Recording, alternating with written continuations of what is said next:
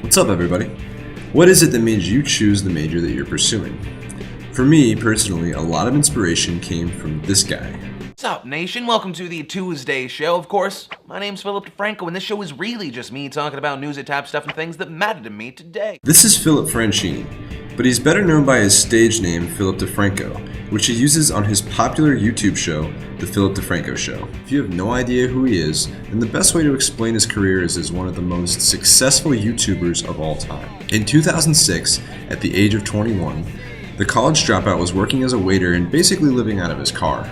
With nothing but a cheap $20 digital camcorder, he started producing these daily video blogs in black and white and uploading them to a YouTube channel called SXE Phil. Over time, he dubbed his segment The Philip DeFranco Show and began using a format which involved presenting various news stories and following them up with his own opinion. President Bush keeping his pimp hand strong today, smacking down a bill to start funding for stem cell research. Take that, science.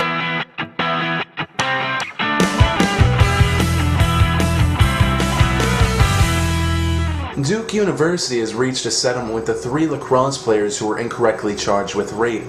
The university suspended 2 of the 3 students before they were actually convicted, though they did in fact rape all the reputations like a black stripper at a Duke frat party. Oh wait, that didn't actually happen.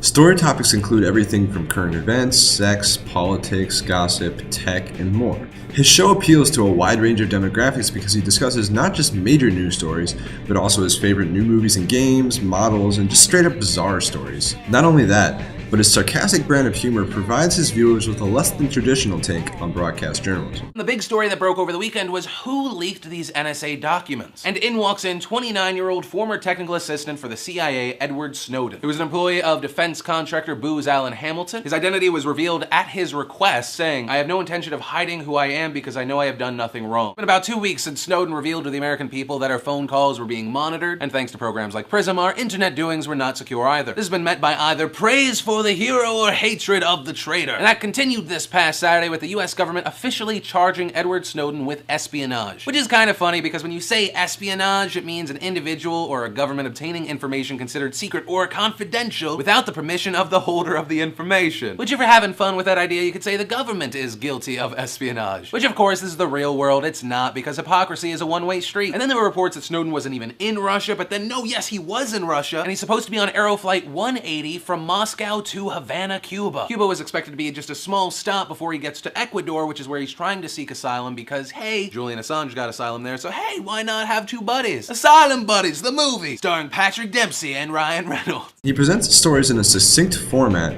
with images and quotes from reputable sources, laced with frequent jump cuts to create a fast-paced feel. Over time, the look and feel of the show evolved.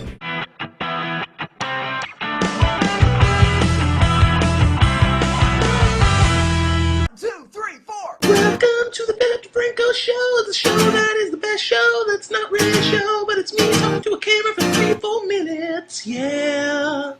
This is a news show.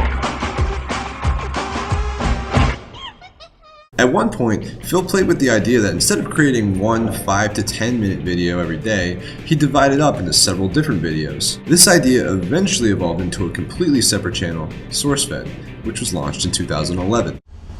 Hello Internet, my name is Philip DeFranco and I'd like to introduce you to my new channel found only here on YouTube, SourceFed. SourceFed is your daily destination and download of everything pop culture news, opinion, and other things and stuff we don't even know about yet. Due to Phil's position as a YouTube partner, YouTube gave him funding for this original channel, and Phil gathered some new personalities to present these stories. Hi, I'm Lee Newton. Hey guys, I'm Elliot Morgan. What up, Twitter?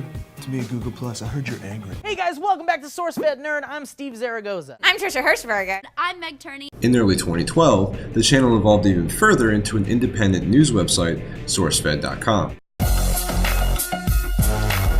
Hello and welcome to SourceFed. My name is Elliot Morgan. My name is Joe Beretta. Amanda Berry, Gina De Jesus, and Michelle Knight all disappeared about 10 years ago. Amanda disappeared in 2003 after a shift at Burger King on the day before her 17th birthday. Gina disappeared in 2004 at the age of 14, and Michelle disappeared in 2002 at the age of 19. And in an amazing twist ending, all three girls were found alive in a Cleveland house yesterday, along with a 6-year-old girl whose mother was identified as Berry. Police are obviously still neck deep in this investigation, collecting evidence and whatnot, but the suspect in question was identified as Ariel Castro, a former bus driver for the Cleveland Metropolitan School District, which is frightening. Yep. Now, as happens when news breaks in the era of the internet has responded. 2 cyber verdicts have been dealt out thus far. The first is that Charles Ramsey is a, quote, hilarious hero, because if you haven't seen the interview, we have it right here from ABC. Heard screaming, I meet my McDonald's, I come outside, I see this girl going nuts, trying to get out of her house. I knew something was wrong when a little pretty white girl ran into a black man's arms.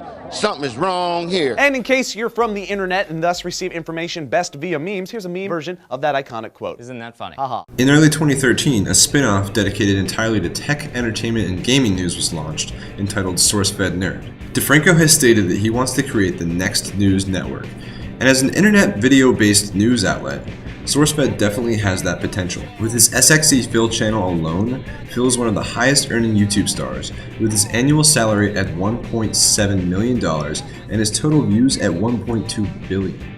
Now just 28, DeFranco recently sold SourceFed along with his other channels to Discovery Digital Networks, which also operates the Discovery Channel. He is now an exec of the Discovery Digital subsidiary Revision 3 and the senior vice president of Phil DeFranco Networks and Merchandise. The Philly D story is that of a guy who had humble beginnings on YouTube. Less than a decade later, he's extremely successful and striving to change the news network landscape. But of course, as always, my name's Philip DeFranco. You've just been filled in. I love your faces, and I'll see you soon.